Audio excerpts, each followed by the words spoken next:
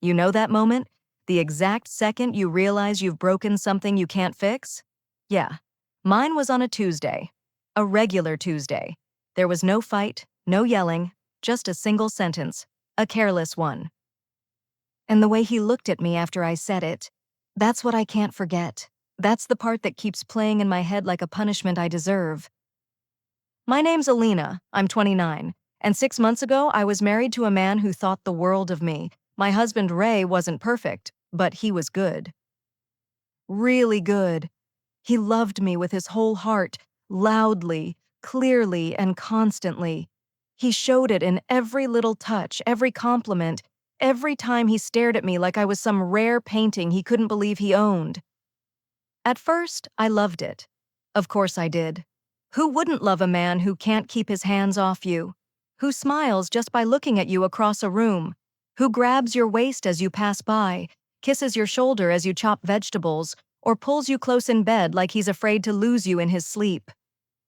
It felt like a dream at first. My friends even envied it. He still looks at you like you're his crush, they'd say. I'd smile and pretend to be humble, but deep down I loved their envy. I wore it like a crown. Married life doesn't have to be boring, I'd boast. It's about keeping the spark alive. But things started to shift slowly. Not in him, in me. Life got heavier. My job became demanding, and stress weighed on me like an invisible cloak. I'd come home drained, irritable, and numb. And Ray? He stayed the same. Always warm, always physical, always full of that relentless passion I used to crave. Except now, it felt like too much. His touch, once comforting, began to feel like pressure. His compliments started to sound like background noise, and his constant desire, it exhausted me. He couldn't brush past me without wanting more, couldn't kiss me without deepening it, couldn't sleep beside me without reaching out. I know what you're thinking. That's love. That's connection. But to me, in that season of my life, it started to feel like a demand I couldn't meet. I wanted affection, not arousal, comfort, not fire. I didn't know how to say that without hurting him, so I didn't say anything. I just pulled back. Less cuddling, less kissing, less flirting, but he didn't take the hint. Ray had always seen my body as his safe place, a place of closeness, not conquest. He didn't understand that I wasn't rejecting him. I was drowning in my own fatigue. But that misunderstanding is what ruined us. One night, after a long, miserable day, he wrapped his arms around me in the kitchen and kissed my neck, whispering something sweet. I froze. Not because I didn't love him, but because my body felt like a battleground and I was too tired to fight. Without thinking, I said it. The sentence. The one I can't take back. Do you have to sexualize me all the time? It's too much. It's disgusting. That word. Disgusting. It came out too fast, too sharp, too cruel. And the moment I said it, he stepped back like I'd slapped him. He didn't say anything, just stared at me with this expression I'd never seen before. Not anger, not sadness, just shock. Like he'd just watched something inside him die. I'm sorry, I mumbled instantly, but it was too late. He didn't argue, didn't raise his voice. He just said, okay, and walked out of the room. That was the first night in 3 years that we didn't touch in bed. He stayed on his side, stiff and silent, and I laid there, wide awake, realizing I had made him feel unwanted. For the next few days, things were off. He didn't stop talking to me, didn't stop helping around the house or being polite, but the warmth was gone. The closeness vanished like it had never been there. No more spontaneous hugs, no more kisses on the cheek, no more hand on my thigh while watching a movie. At first I was relieved. I thought, finally, space, no pressure, just peace. But the silence in our home was louder than any words. When he passed by me in the hallway, he didn't touch me, didn't joke, didn't even look twice. It felt like living with a ghost. And it hit me slowly, like a cold wave. I'd mistaken passion for pressure. I'd confused love with demand. He wasn't being too much. He was just being himself. And now, he was shutting down in the only way he knew how, not to punish me, but to protect himself. I tried to fix it. Light touches, a few flirty texts, a pretty dress he once loved, but every attempt fell flat.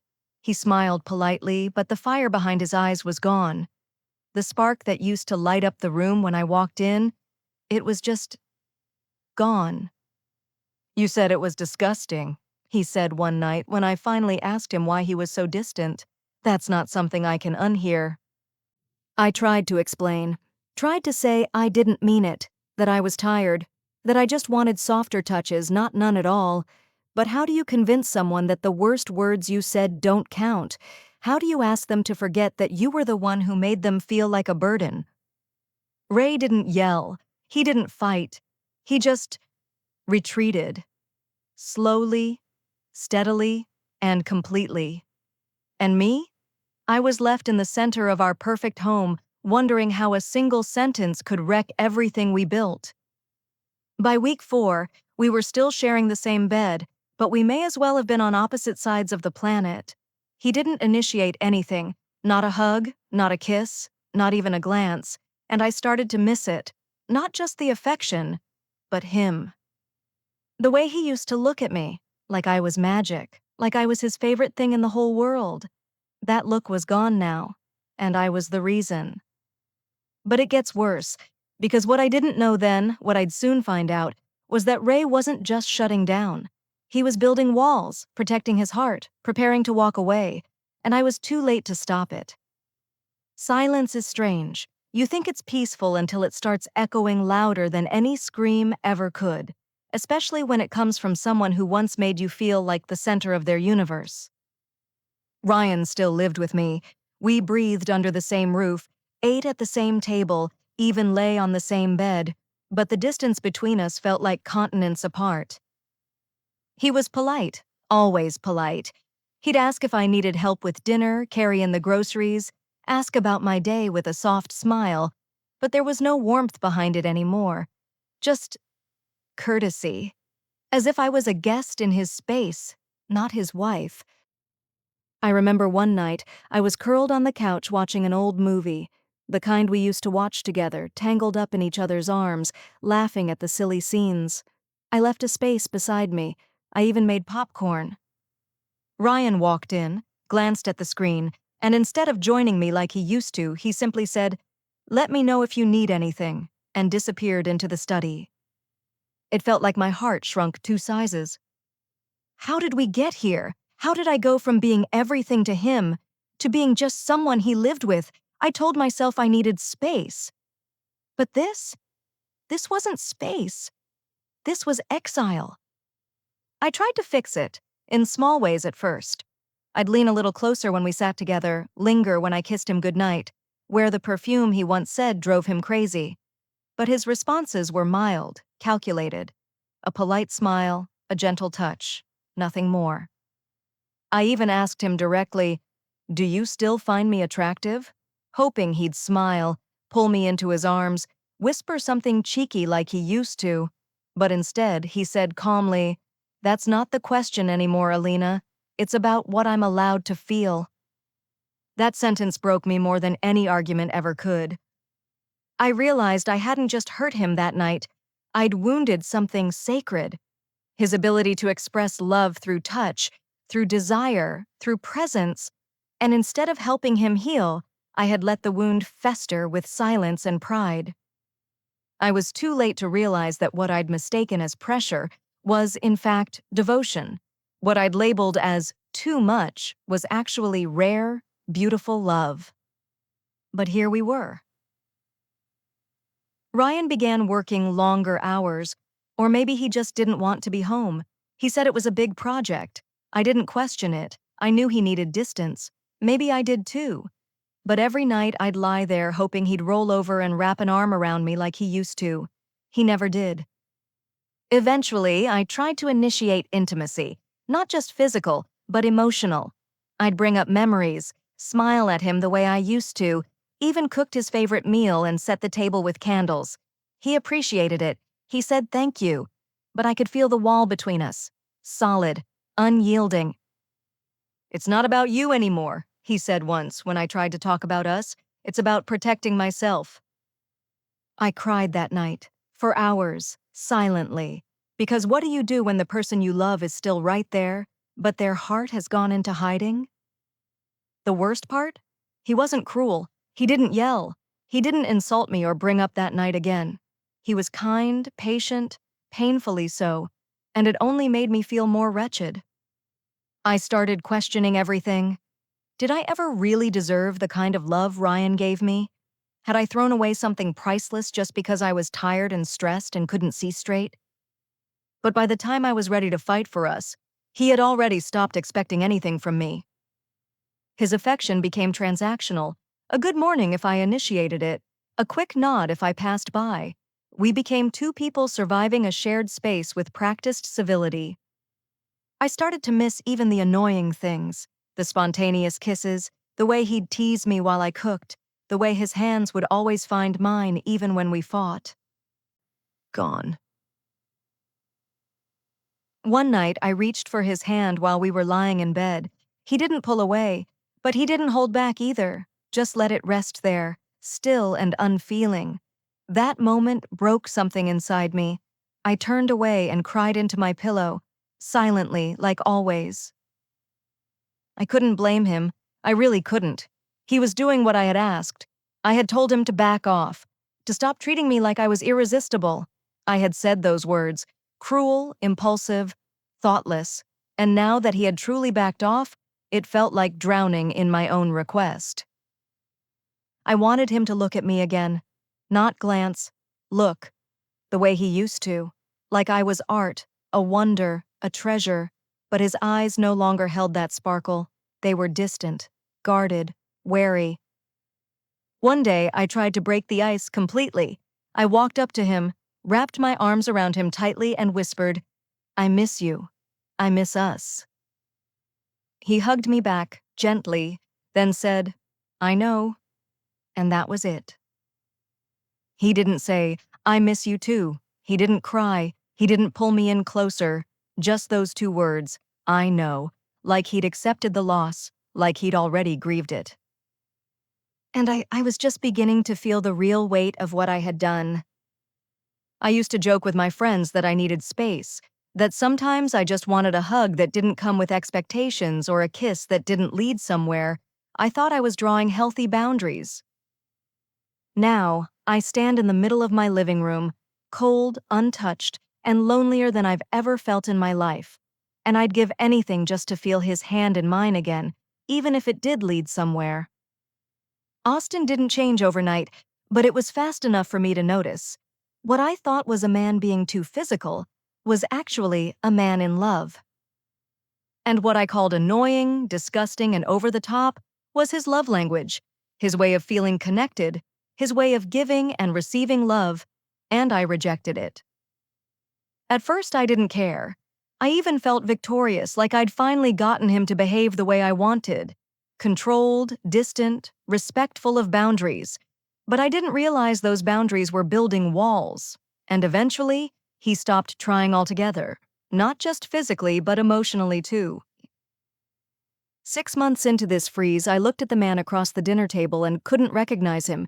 He was polite, courteous. He'd ask about my day. But there was no warmth, no teasing, no desire, no spark. I'd killed that part of him, and now I was the one starving for it. One night I came home from work and saw him on the couch, reading. Not his phone, not the TV, just quietly reading a book, legs crossed, face serene. It hit me. He looked so at peace, and I was the chaos he had finally escaped. That realization broke something in me. "Hey," I said softly, sitting beside him. "Want to take a shower together? Like old times?" He looked up slowly, as if processing what I'd said. "I don't think that's a good idea." "Why not?" I asked, forcing a smile, pretending I wasn't crushed by his rejection. He closed his book and looked at me, not unkindly, but not the way he used to. "Because it's been 6 months, Kendra. I can't turn it back on like a switch. I don't even know how I'm supposed to feel anymore. I don't want to feel rejected again. I felt the tears rise immediately, but I forced them back. I didn't want to cry. Not now.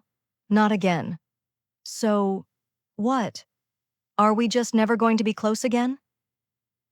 I don't know, he said honestly. I don't want to feel like a pervert for wanting my wife, and I definitely don't want to feel like I'm walking on eggshells around the person I love. I sat there in silence, replaying everything I'd said to him months ago. The disgust, the judgment, the way I treated his arousal like it was a flaw instead of a compliment. I thought I was setting limits, but I'd pushed him so far away, I didn't even know if I could pull him back. That night, I didn't sleep. I lay awake, staring at the ceiling, haunted by all the times he tried to show me love and I brushed it off. All the "you, not now" comments, the annoyed sighs, the avoidance, and I remembered how he used to look at me, like I was everything. The next morning, I tried something new. I made his favorite breakfast, wore the sweater he once said made me look dangerously kissable. I even played the playlist we used to dance to in the kitchen. He walked into the kitchen, paused, and looked around. "What's all this?"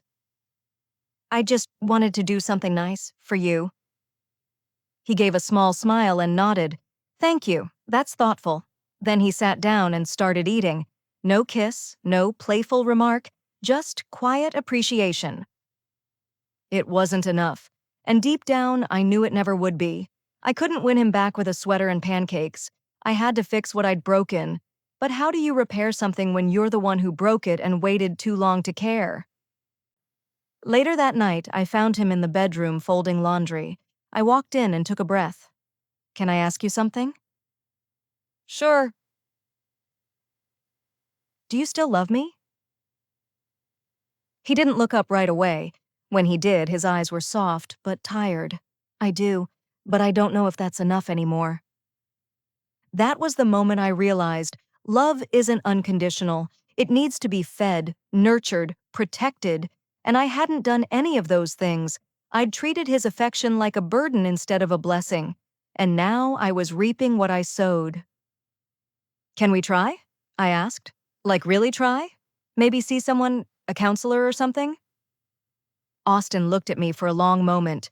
"I don't know, Kendra. I've been trying. For months, quietly. But you didn't notice, and I don't know if I have anything left to give." I wanted to beg, scream, cry, but I didn't. Instead, I nodded and left the room. Because I finally understood. He wasn't punishing me. He was protecting himself. From me. And that was a truth I didn't know how to swallow. When someone stops fighting, it doesn't always mean they're at peace. Sometimes it just means they're done hoping. Austin wasn't angry anymore. He wasn't hurt. He was calm. That was the scariest part. His silence wasn't full of rage or bitterness. It was filled with quiet resignation. And I knew I was too late. I tried everything in the weeks that followed. I started therapy. Alone. I read books on emotional intimacy, watched every relationship podcast I could find, and tried to fix every part of myself that had pushed him away. But healing in isolation doesn't always bring people back. Sometimes it just makes you realize how much damage you caused. Austin noticed the change. He even complimented me on it, but not in the way I wanted. It felt like someone acknowledging the effort of a stranger. "I'm glad you're doing the work," he said once. "That's important. For you." "Not for us." Every time I tried to bridge the distance, he met me with gentle walls. Not cruelty, not coldness, just firm, quiet detachment. And I couldn't blame him. I had taught him that his touch was unwelcome, that his love made me uncomfortable, and now he was protecting himself the only way he knew how: distance. One evening I stood behind him as he did dishes. I wrapped my arms around his waist, rested my cheek against his back, and whispered, "I miss you." He didn't move, he didn't pull away either, but after a long pause he said, "I miss what we had too." but I can't pretend we still have it. I stepped back slowly. So that's it? After everything? He turned, drying his hands. No, Kendra, that's not it. That's the result. The result of feeling unwanted, undesired, and ashamed for loving someone too much.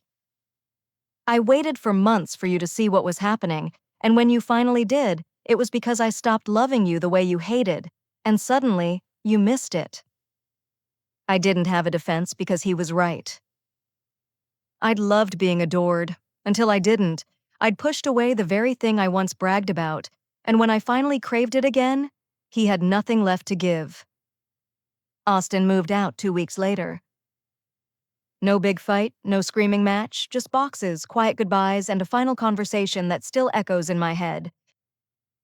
You'll find someone else, I told him, trying to sound brave. Someone who loves the way you love. He looked at me, his eyes gentle but firm. And I hope you find someone who understands your boundaries, who gives you space, but also teaches you that affection isn't a flaw. He hugged me, one last time. It was warm and long and tear-soaked on both ends, but it was a goodbye hug, not a, we'll get through this one. 6 months later, he's dating someone new. She's expressive, affectionate, open. I've seen a few photos. He looks happy again, light, desired. And me? I'm working on myself, slowly, quietly. I've learned how to communicate better, how to express needs without hurting, how to receive love without resenting it, but none of that will bring him back. I don't tell people he left me. I tell them we grew apart. But the truth is, he didn't leave. I pushed him, word by word, touch by touch, until he had no choice but to walk away to protect what little was left of himself. And the worst part? I still miss him, not just his touch, not just his eyes, but the way he used to look at me like I was his whole world. Now I'm just a chapter in his story, the one he learned from, the one that taught him what not to settle for. And that's a pain I'll carry quietly, because I earned it. I don't tell people he left me. I tell them we grew apart. But the truth is, he didn't leave. I pushed him, word by word, touch by touch, until he had no choice but to walk away to protect what little was left of himself. And the worst part? I still miss him, not just his touch, not just his eyes, but the way he used to look at me like I was his whole world. Now I'm just a chapter in his story, the one he learned from, the one that taught him what not to settle for. And that's a pain I'll carry quietly, because I earned it.